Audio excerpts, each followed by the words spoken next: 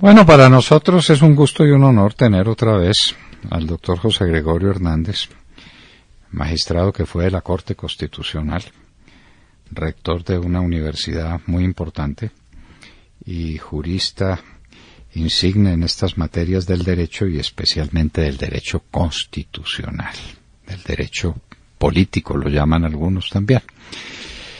El doctor José Gregorio Hernández ha hecho comentarios sobre esto que está ocurriendo, y lo que está ocurriendo es que tenemos un Congreso castrado. Si uno lee el acuerdo final acaba con el Congreso de Colombia, entre otras cosas porque no puede ocuparse válidamente sino de aquello que previamente apruebe una cosa que se llama la Comisión de Seguimiento, que es un esperpento integrado por 3 personajes del gobierno, 3 personajes de las FARC, de los bandidos estos que todavía no han entregado las armas, ni los niños, ni la plata, ni nada. Y si hubiese empate, no lo dice expresamente, pero hay unos países, los países seguidores y los países, eso tienen nombres distintos, pero que son Noruega, Chile, Cuba y Venezuela. De manera que en últimas, como hemos repetido muchas veces, Nicolás Maduro no puede legislar en Venezuela, pero legisla en Colombia a través de la Comisión de Seguimiento. Por duro que se oiga, pues eso es así. Entre el acuerdo final con las FARC y la ley que empieza ahora un trámite, que tendrá que ser un trámite distinto, los parlamentarios perdieron la iniciativa. Un parlamentario sin iniciativa pues no vale nada, vale muy poco. Y después queda todo sometido a unas providencias las más estrambóticas en el campo del derecho. El fast track obliga a que las cosas salgan rapidito, sin discusión, sin análisis, sin potestad del Congreso para eliminar un artículo o para incluir otro artículo en el texto de la norma, sino votándolo en bloque, que pues es una cosa inaudita. Pero ha aparecido la Corte Constitucional con un fallo cuyo texto final no conocemos sino en la parte resolutiva, porque ya sabemos que declaró inconstitucionales 2 de las normas del acto legislativo. Falta la motivación, pero la motivación no puede modificar la parte resolutiva. ¿Eso en qué afecta al llamado proceso de paz? Eso lo que hace es recuperar la vida del Congreso, la dignidad del Congreso, la capacidad del Congreso para hacer lo que debe hacer, que son las leyes. Lo dice expresamente la Constitución: el Congreso hace las leyes y el Congreso reforma la Constitución. Pero pues aquí no. El doctor José Gregorio Hernández ha dicho cosas muy valiosas. Y como él es profesor, él es maestro, él tiene la mentalidad de explicar las cosas y de hacérselas entender, no solamente a los juristas que nos oyen, para quien va nuestro saludo y todo nuestro respeto, sino al común de la gente, a la gente en la calle, al empresario, al dueño de la tienda, al celador, al conductor del bus. Las cosas en derecho tienen que ser suficientemente sencillas como para que cualquiera las entienda. Pues bienvenido a la hora de la verdad, doctor José Gregorio Hernández. Y entonces, a la vista de estos antecedentes y de lo que usted haya podido saber de la norma, porque ya es norma, es una norma jurídica de alcance individual, que es la sentencia, ¿qué es lo que ha pasado? Porque algunos están rasgando las investiduras y han dicho, las vestiduras, bueno, las investiduras también se rasgan las vestiduras y dicen esto es el fin de la paz y es un obstáculo que le ponen a la paz y es un palo entre las ruedas de la paz y la Corte Constitucional es más o menos la responsable de que se haya perdido el cronograma de las entregas mejor dicho, ya hay un culpable de todas las cosas que estaban pasando y de las que van a seguir pasando en lo futuro. Parece que me he extendido en la introducción, pero el doctor José Gregorio tiene toda la libertad para decirnos qué es lo que ha visto él qué es lo que esto comprende, qué significado tiene la sentencia de la Corte Constitucional, hasta donde podemos saber de ella. Doctor José Gregorio Hernández, muy buenos días y tiene usted la palabra. Muy buenos días, doctor Londoño. Un saludo cordialísimo para usted y para su equipo, así como para la inmensa audiencia de la Hora de la Verdad. Realmente me siento muy honrado de participar en este programa porque es un espacio en que se puede hablar sobre estos temas sin el temor de la edición y sin esos problemas que se presentan a veces en otros medios. Yo creo que debemos comenzar por la comisión de seguimiento a la que usted se refiere. Esa comisión de seguimiento, a mi juicio, es inconstitucional por definición, porque atenta contra la soberanía. Eso se pactó allá en el acuerdo en La Habana y se incluyó en el primer acuerdo de paz que fue rechazado por el pueblo en el plebiscito y se volvió a incluir en el nuevo acuerdo, que es prácticamente lo mismo que el anterior. El hecho real es que esa comisión, en cuanto tiene incluidas a una serie de personas, varias de ellas extranjeras, que deciden sobre los proyectos, porque no se puede presentar ningún proyecto a consideración del Congreso si no ha pasado primero por la comisión de seguimiento. Pues atenta, digo yo, contra la soberanía, porque la Constitución es sumamente clara en el artículo 2, cuando establece primero que el Estado, las autoridades están allí para hacer cumplir la Constitución, y segundo, en el artículo 3 de la Carta Política se habla de que la soberanía reside en el pueblo. Decía la Constitución del 86 que residía en la nación. Ahora reside en el pueblo. Muy bien. Si la soberanía reside en el pueblo, entonces no puede ser que un ente conformado por personas de origen extranjero venga a resolver acerca de los proyectos de reforma a la Constitución y de los proyectos de ley. Pero además de la comisión de seguimiento tenemos el fast track, procedimiento rápido. Pero ese fast track también, a mi juicio, fue introducido inconstitucionalmente. Y fue introducido inconstitucionalmente porque el fast track tiene la característica de modificar los requisitos que el constituyente estableció para el poder de reforma. Hay que hacer esa distinción, que es un poco académica, pero que resulta indispensable para los abogados y para los que no son abogados. Hay que hacer la distinción entre el poder constituyente y el poder de reforma. El poder constituyente, que es la facultad que se tiene para establecer, para crear la Constitución. ¿Quién es el poder constituyente? El que denominan los tratadistas poder constituyente primario u originario, que es el pueblo. Ese poder constituyente crea la Constitución. Pero como una Constitución no puede permanecer eternamente igual, porque hay cambios en el seno de la sociedad de carácter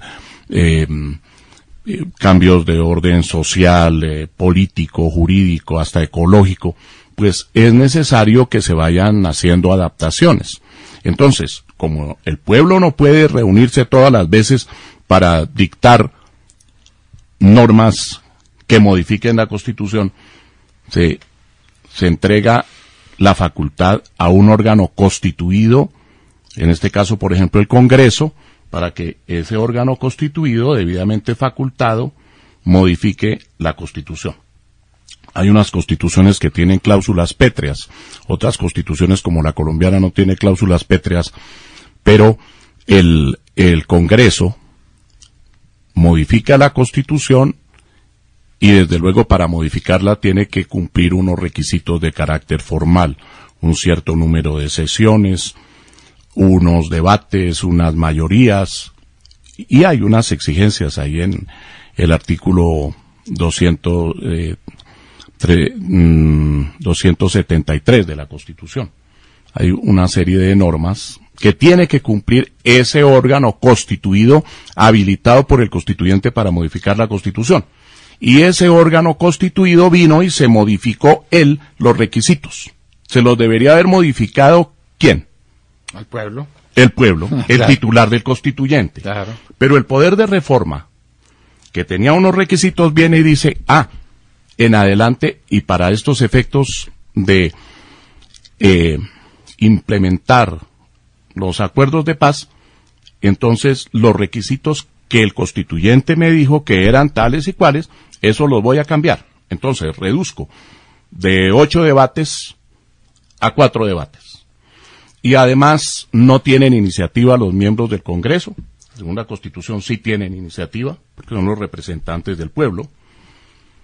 Y fuera de eso, hay que pedirle permiso al gobierno para modificar cualquier texto de aquellos que se presenten. Y fuera de eso, el proyecto tiene que respetar el acuerdo de paz.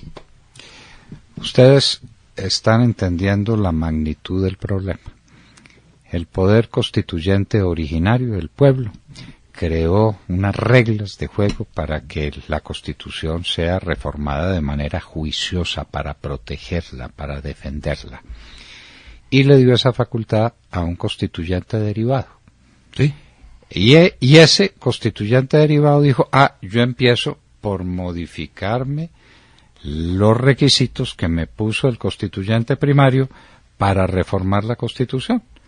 Se modificó a sí mismo los requisitos. Exactamente. Me los modifico a mí mismo y me los modifico respecto a una materia que nadie ha podido delimitar y que no es delimitable. ¿Cuáles son las normas que tienen que ver con el posconflicto? A ver, dígame qué no tiene que ver con el posconflicto de aquí en adelante.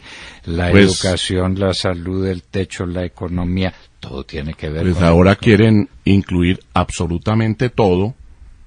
Y fíjese usted, doctor Londoño, que el gobierno ha presentado un proyecto inclusive de reforma política, ¿no? Un proyecto de reforma política que toca varios aspectos que en principio no tendrían nada que ver con el proceso de paz, pero sin embargo, a la larga, ellos señalan, y así lo ha dicho el ministro del Interior, todo tiene que ver con el posconflicto. Y entonces, de aquí en adelante, por los próximos 20 años, todo tiene que ver con el posconflicto. Entonces, algo que es excepcional, que es el fast track, ahora, fuera de que es inconstitucional, se convirtió en regla general. Cuando nosotros hablamos de la distinción entre el poder constituyente y el poder de reforma, tenemos que subrayar que el poder de reforma es una simple competencia, no es un poder, es una competencia que tiene un órgano constituido, habilitado para modificar la Constitución, pero con unos requisitos. Vino y se los modificó. Infortunadamente, la Corte Constitucional pasó por encima de ese pequeño detalle y en el fallo, en el primer fallo que dictó sobre estas materias, dijo que estaba muy bien el fast track y que como era excepcional podía aplicarse. Fue el fallo, a mi juicio, desafortunado, en que la Corte también dijo que el pueblo puede ser sustituido por el Congreso. El acto legislativo número 1 de 2016, reformatorio de la Constitución, decía en su último artículo, en el artículo 5, que únicamente entraría a regir el acto legislativo después de la referendación popular del acuerdo de paz. La referendación popular del primer acuerdo falló, porque la referendación popular no se produjo porque el 2 de octubre del año pasado se declaró, el pueblo se manifestó por el no. De modo que rechazó el acuerdo. Rechazó el acuerdo. Sin embargo, presentaron el acuerdo con unas adiciones que lo llevaron ya a 310 páginas, ¿no? Y con base en eso pusieron a funcionar el fast track antes de que pudiera funcionar. El fast track no podía entrar en vigor sino después de la refrendación popular. Pero aquí la refrendación popular la hizo el Congreso. Era condición esa refrendación popular para que entrara a regir. Para que entrara a regir el fast track y el acuerdo, para que el acuerdo tuviera validez. Todo. Claro. Y lo dijeron 1000 veces, y lo dijeron en notas explicativas y en arengas políticas. Me parece que fue hoy. Veo al doctor Humberto de la Calle Lombana diciendo, ¿qué pasa si el pueblo rechaza el plebiscito? Pues que no hay plebiscito, no hay plebiscito. No hay. La validez, no hay la acuerdo. Existencia del acuerdo depende de la refrendación popular.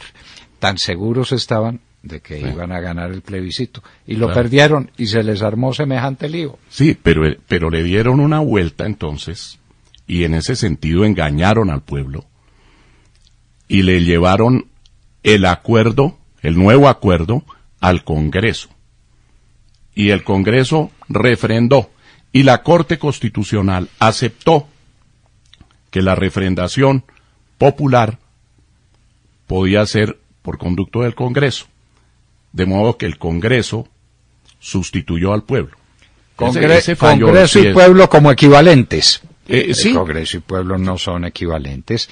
El pueblo, por eso tenemos lo que se llama una democracia representativa. El Congreso representa al pueblo para efectos que se cumplen así. Pero dentro de los límites de la Constitución. Por supuesto. Lo dice el artículo 3. Pero el pueblo ejerce la soberanía directamente, con mecanismos de participación, como el plebiscito. Claro. O por medio de sus representantes en los términos que esta Constitución establece. Claro. Es que no es lo mismo el representante que el representado. No es lo mismo. El representado tiene unas facultades, pero no es el representante.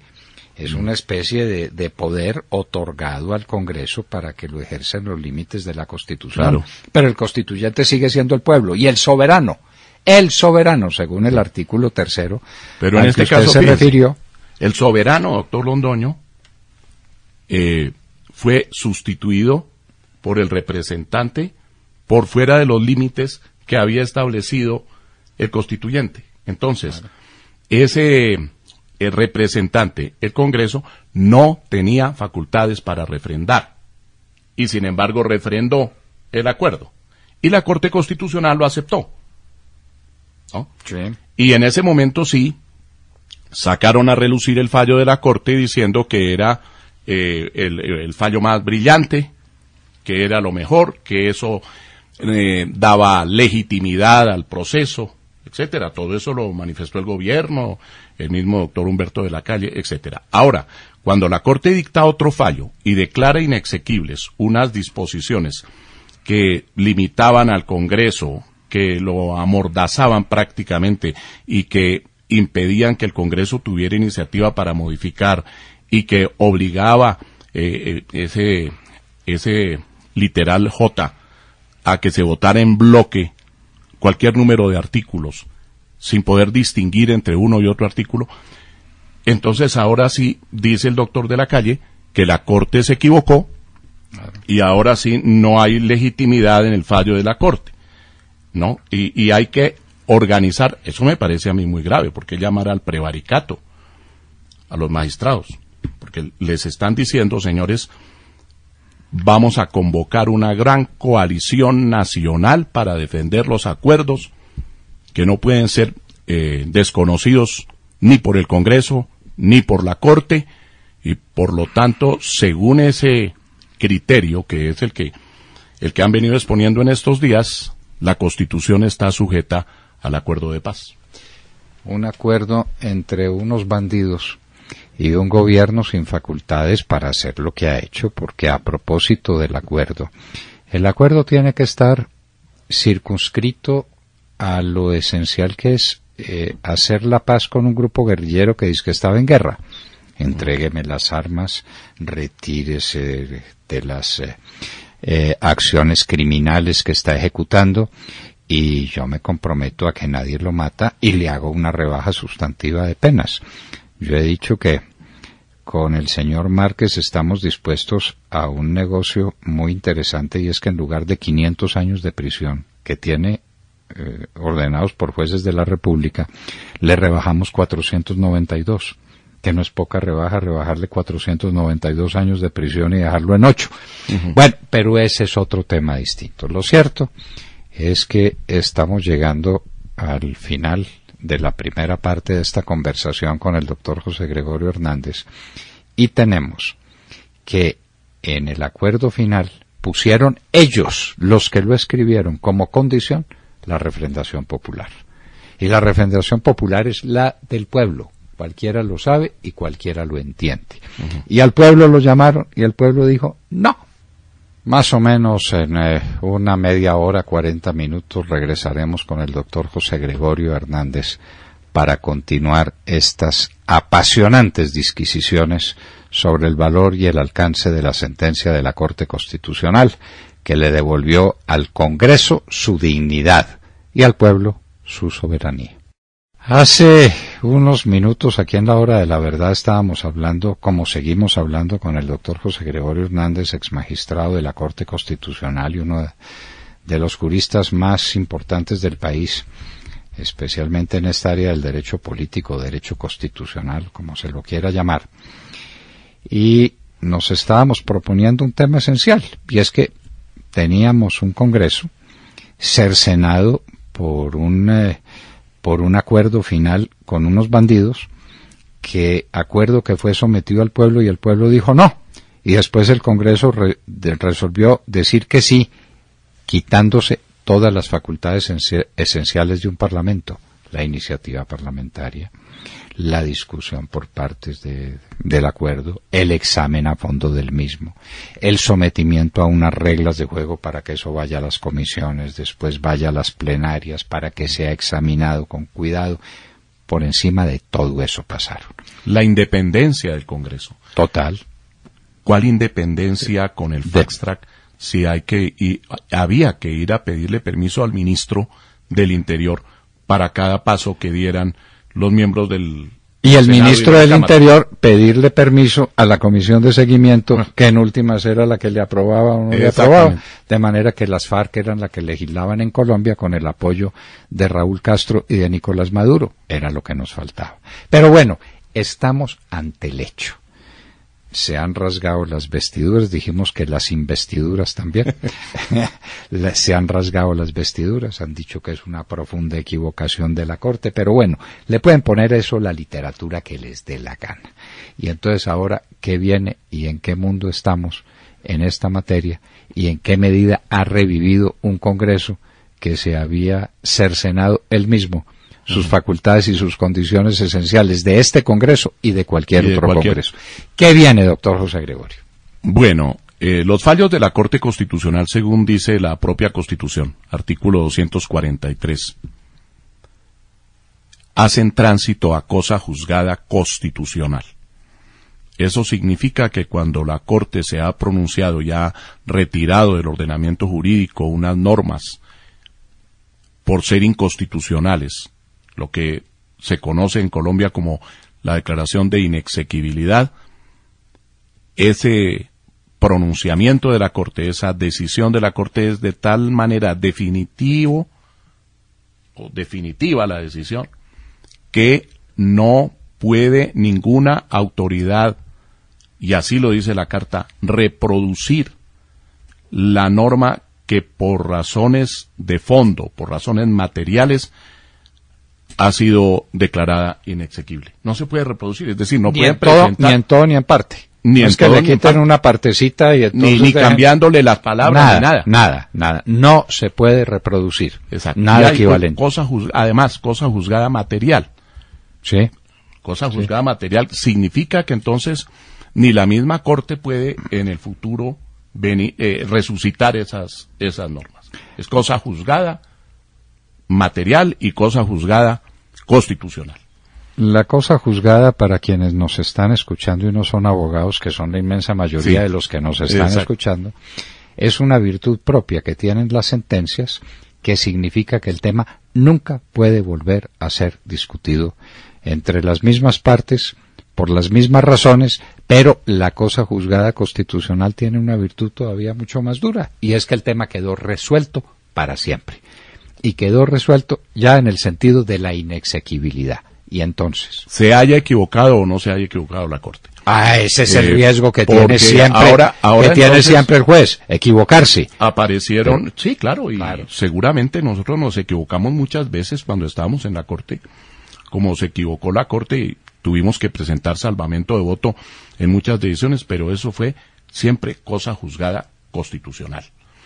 Ahora, ¿qué está pasando, doctor Londoño? Que han salido juristas muy importantes a decir, no, es que ese fallo de la Corte sobre los literales H y J del artículo primero del Acto Legislativo número 1 de 2016 es un fallo que va contra la paz.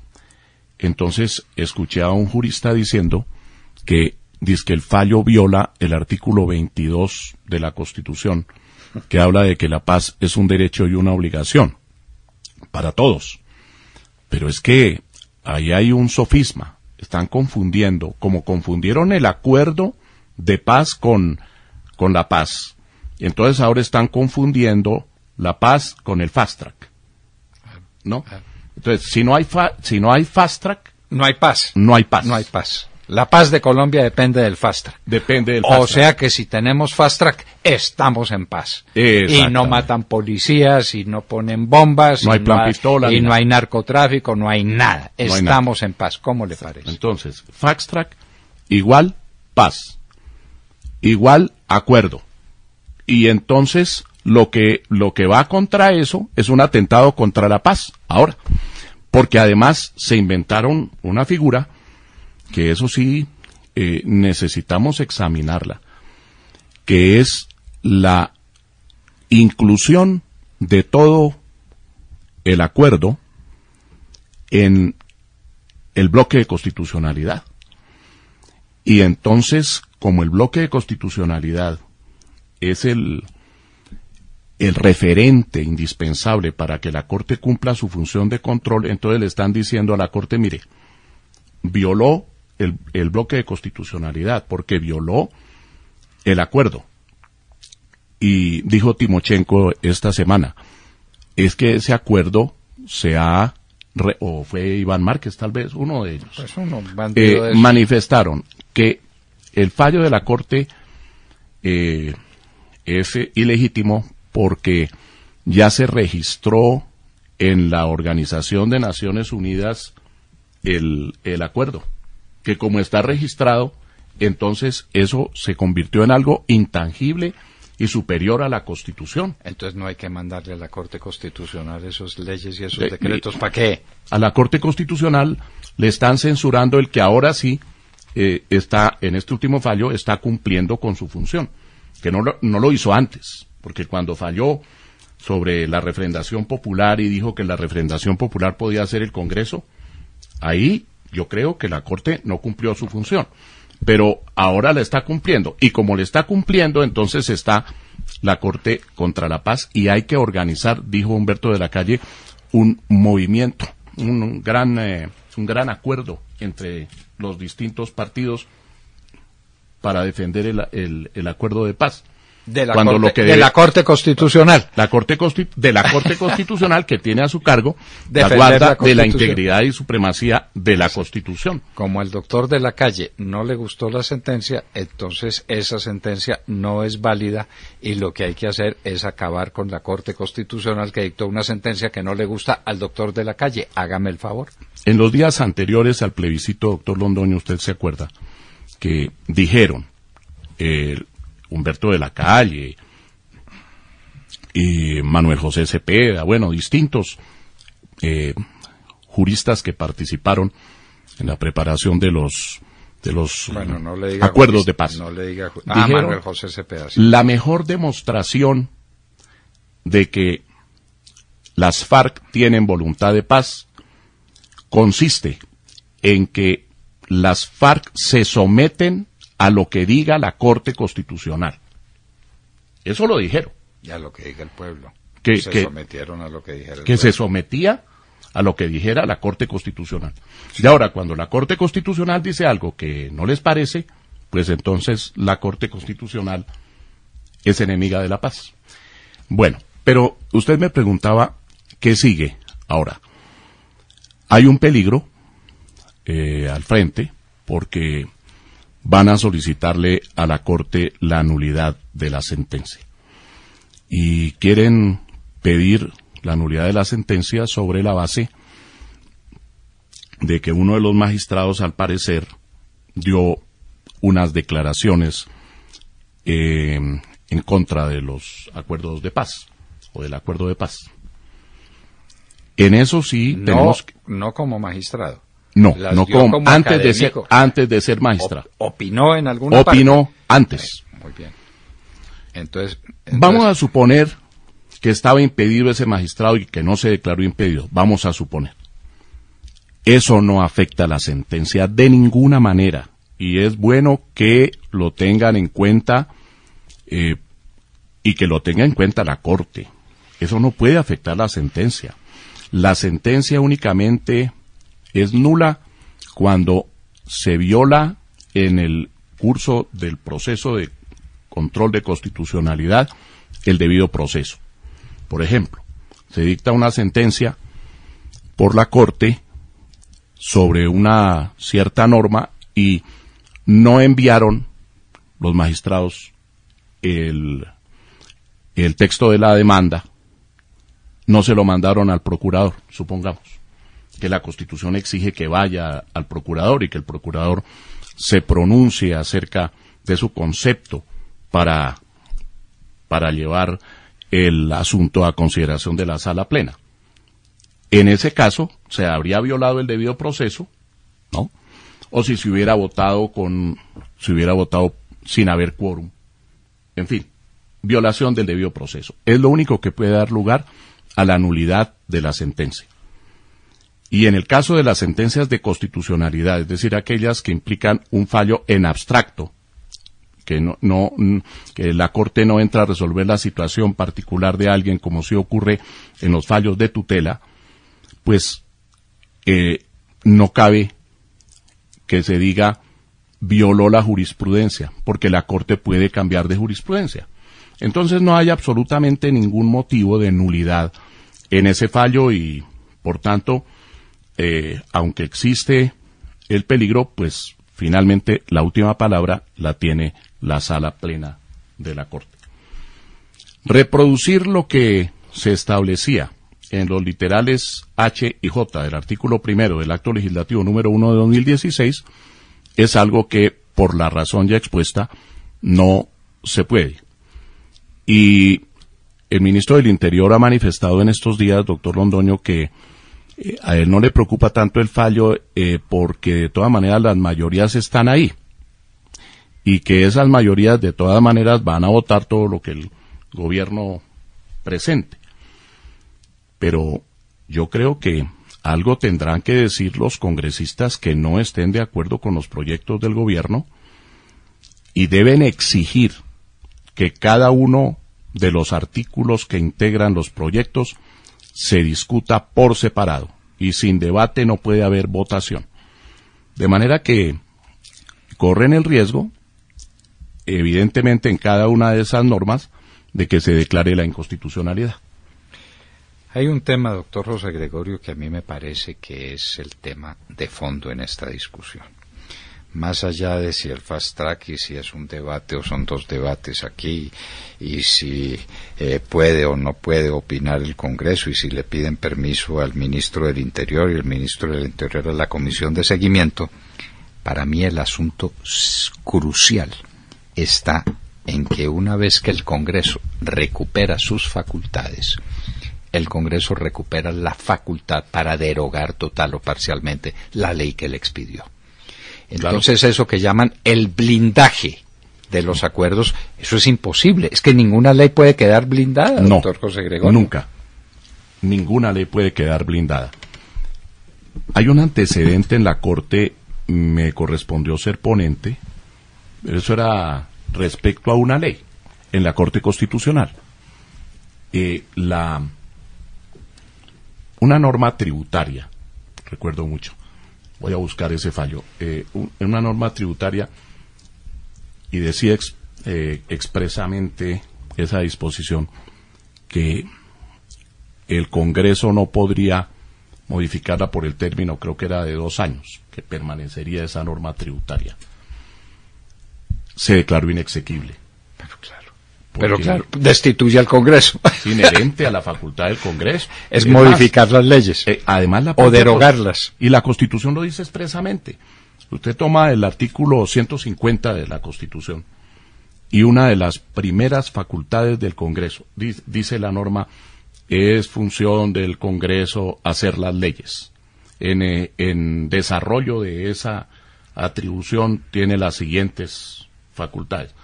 Y si no me falla la memoria, que no tengo aquí a la vista la Constitución, el artículo el numeral primero de ese artículo 150 le dice al Congreso que le corresponde expedir, reformar y derogar las leyes.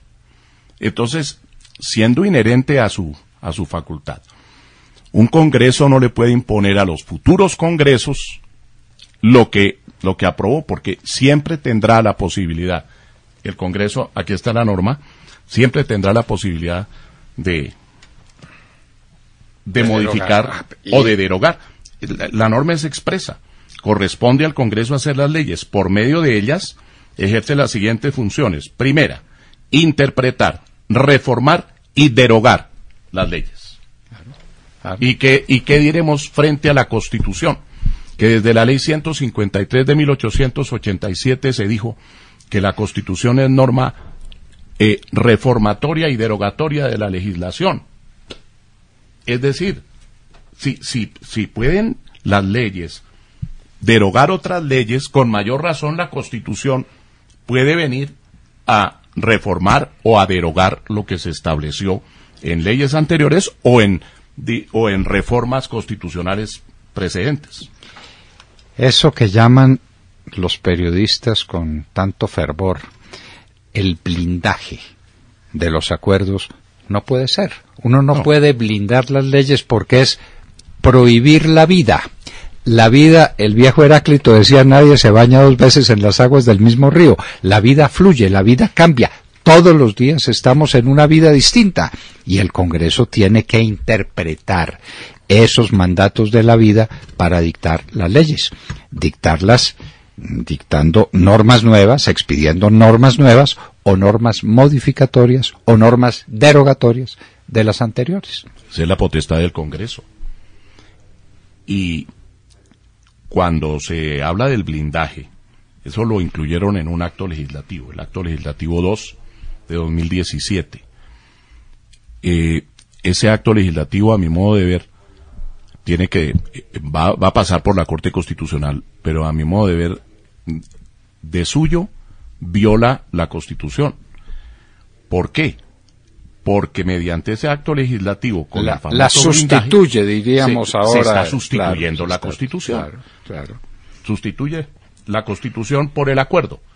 Claro. Entonces, ya esta Constitución, que aprobada en 1991, tiene por encima otro acto, que es el acuerdo final.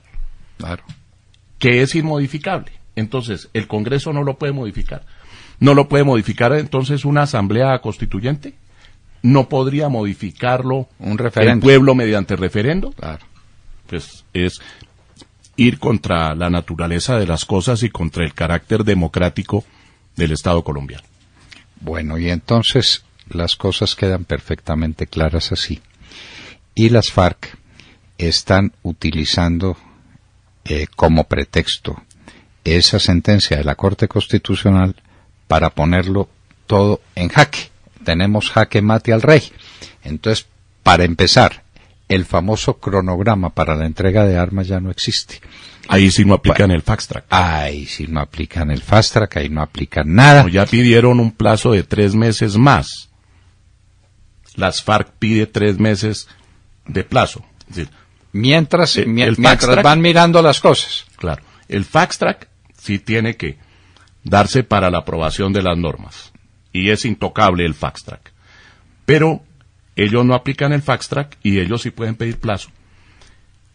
Hasta ahora que yo sepa, no han devuelto a las personas secuestradas ni han dicho en dónde se encuentran los cadáveres de las personas secuestradas que pudieron haber asesinado. Tampoco han entregado a los jóvenes, a los niños, a los menores reclutados. Y tampoco han entregado las armas. Y aparecieron las caletas, las 900 caletas, después de todo de que el acuerdo ya había sido, bueno, entre comillas, refrendado. Aparecieron, no. Han dicho que las van a entregar 900 y tantas no caletas. Aparecieron, porque nadie las ha visto. Las mencionaron. Nadie ha visto una caleta. Sí. Nadie ha visto una caleta. De manera que estamos ante esta situación, un Congreso que recupera sus facultades, porque lo único que ha hecho la Corte es decir, señor, tenemos un Congreso. Un Congreso tiene iniciativa parlamentaria. Un Congreso está sometido a las reglas de la Constitución para dictar las leyes. Un Congreso modifica o agrega o elimina un proyecto que le llegue de cualquier parte con iniciativa, del presidente de la República o del procurador o del contralor o del fiscal cuando tienen iniciativa parlamentaria. El Congreso es soberano para todo eso. Y el Congreso es soberano para modificar las leyes anteriores o para derogarlas o para hacer con ellas lo que le parezca a la vista de nuevas circunstancias. De manera que el Congreso ha sido reconstituido, dijéramos, le devolvieron sus funciones, lo recompusieron y el Congreso está iracundo, está indignado porque tiene otra vez facultades porque ha vuelto a ser Congreso. ¿Quién entiende eso? Facultades a las que había renunciado él. ¿Cómo le parece? Y al renunciar, fíjese, que al renunciar violó la Constitución. Porque es que las facultades no solo son facultades, son también obligaciones en el sentido de que un Congreso que ejerce función legislativa, por ejemplo, o función de reforma de la Constitución, tiene que someterse a unas reglas. Entre las reglas está, como lo dijo la Corte desde la sentencia C-222 de 1997, sin debate, sin discusión, no puede haber votación. Muy bien. De manera que la situación es esta. Y el Congreso de ahora no le puede poner condiciones al Congreso de mañana. No puede. Pero ni más faltaba. Estos son pues los problemas que han surgido. Esta es la realidad que tenemos que enfrentar, donde hay una cantidad de gente iracunda con la Corte Constitucional porque resolvió cumplir y hacer cumplir la Constitución, que es para lo que existe. Pero pues si el doctor de la Calle dice que eso no es así, entonces no es así. Y no vale la Corte Constitucional, y ahora vamos a ver esto cómo lo manejan, que no sea dando un golpe de Estado, porque sería un golpe de Estado. Sería un golpe de Estado. Muy bien. De manera que, queridos oyentes, ya conocen ustedes cuál es la situación, cuál es la opinión del doctor José Gregorio Hernández, que además no es una opinión discutible, sino que pues con la Constitución en la mano. Y sobre temas absolutamente elementales. Es que el Congreso tiene la facultad de hacer las leyes. Y entre la facultad de hacer las leyes está la facultad de derogarlas, de modificarlas o dictar leyes nuevas. Y en materia constitucional, pues ni hablar. Porque la Constitución es el principio de todo el ordenamiento jurídico. No puede haber una Constitución inamovible. Ni siquiera en las constituciones pétreas. Eso no puede ser. En una Constitución pétrea, señor, hay unas condiciones más rigurosas, más difíciles. Esto es esencial para la Constitución. El pueblo las cambia porque el pueblo es el soberano. En ejercicio de la soberanía. En ejercicio de la soberanía popular. José Gregorio Hernández, ex magistrado de la Corte Constitucional, profesor de Derecho hace tantos años, rector de una importantísima universidad que hay en Colombia, y uno de los juristas más connotados en esta materia, ha estado con nosotros en la Hora de la Verdad.